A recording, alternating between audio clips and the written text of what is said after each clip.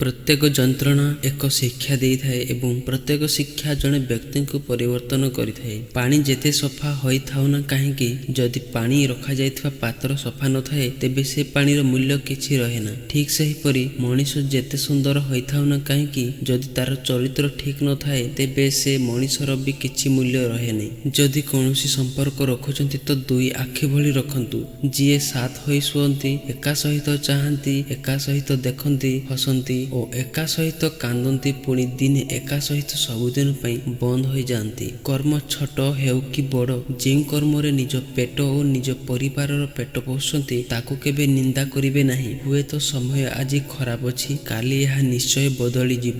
ସୂର୍ଯ୍ୟ ଅସ୍ତ ହେଲା ପରେ ଯେପରି ଆକାଶ ରଙ୍ଗ ଆପେ ଆପେ ବଦଳି ଯାଇଥାଏ, ଠିକ୍ ସେହିପରି ଦୁଃଖ ସମୟରେ ଅତି ଆପଣା ଲାଗୁଥିବା ଲୋକ ମଧ୍ୟ ନିଜର ଠିକଣା ବଦଳାଇ ଦେଇଥାନ୍ତି। ଯେଉଁ ବ୍ୟକ୍ତି ପରିଶ୍ରମ ଦ୍ୱାରା ଧନ ସମ୍ପତ୍ତି ଅର୍ଜନ କରେ ସେହି ବ୍ୟକ୍ତି ହିଁ ଜାଣେ କଷ୍ଟ କ'ଣ, କିନ୍ତୁ ଯେଉଁ ବ୍ୟକ୍ତି ବିନା ପରିଶ୍ରମରେ ସବୁକିଛି ପାଇଯାଏ ସେହି ବ୍ୟକ୍ତି ଜାଣେ ନାହିଁ ଜୀବନରେ ବାସ୍ତବତା କ'ଣ। ଦୀପ କେବେ ତାର ପରିଚୟ ପ୍ରକାଶ କରିନଥାଏ, କେବଳ ତାର କର୍ମ ହିଁ ପ୍ରକାଶ କରିଥାଏ। ଠିକ୍ ସେମିତି ନିଜର ପରିଚୟ ପ୍ରକାଶ କରନ୍ତୁ ନାହିଁ, ଆପଣଙ୍କ କର୍ମ ହିଁ ପ୍ରକାଶ କରିବ ଆପଣଙ୍କ ପରିଚୟ।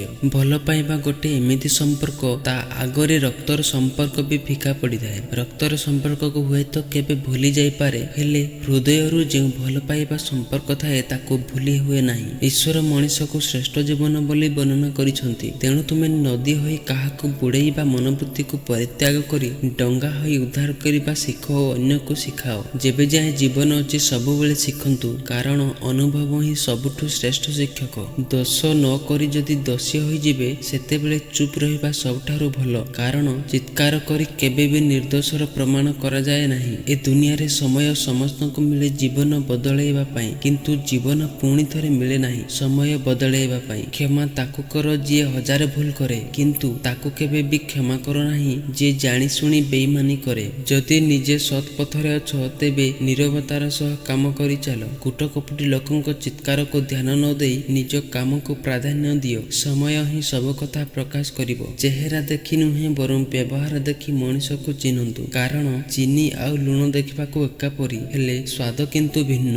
ଜୀବନ ବାଟରେ ଅନେକ ବାଟୋଇ ସହ ଭେଟ ହୁଏ। କିଏ ଅଗାଢ଼ ପ୍ରେମ ଓ ସ୍ନେହ ଦିଏ, ଆଉ କିଏ ଆଘାତ ଓ ଧୋକା ଦେଇଥାଏ। ବାସ୍ତବରେ ଉଭୟଙ୍କୁ କେବେ ଭୁଲି ହୁଏ ନା। ପାଦ ଅଛି ମାନେ କଣ୍ଟାର ଆଘାତ ଲାଗିବ, କିନ୍ତୁ ଚାଲିବା ବନ୍ଦ ହବନି। ଜଣେ ମଣିଷ ସେତେବେଳେ ହିଁ ଅଧିକ ଯନ୍ତ୍ରଣା ପାଇଥାଏ ଯେତେବେଳେ ତା କଥା ଶୁଣିବାକୁ କାହା ପାଖରେ ସମୟ ନଥାଏ, ଆଉ ସେ ଚାହିଁଲେ ମଧ୍ୟ ତା ଦୁଃଖର କାରଣ କାହା ଆଗରେ କହିପାରୁନଥାଏ। ଛୋଟିଆ ତୁଳସୀ ଗଛଟିଏ ମନ୍ଦିରରେ ରହୁ ବା ମଶାଣିରେ ତାର ପବିତ୍ରତା ପାଇଁ ପୂଜା ପାଏ, ଠିକ୍ ସେହିଭଳି ମଣିଷ ଦୁନିଆରେ ରହୁ ବା ନ ରହୁ ତାର ସୁନ୍ଦର ଚେହେରା ପାଇଁ ନୁହେଁ, ତାର ସତ୍ ଚରିତ୍ର ପାଇଁ ସବୁବେଳେ ସମସ୍ତଙ୍କ ହୃଦୟରେ ରହିଥାଏ।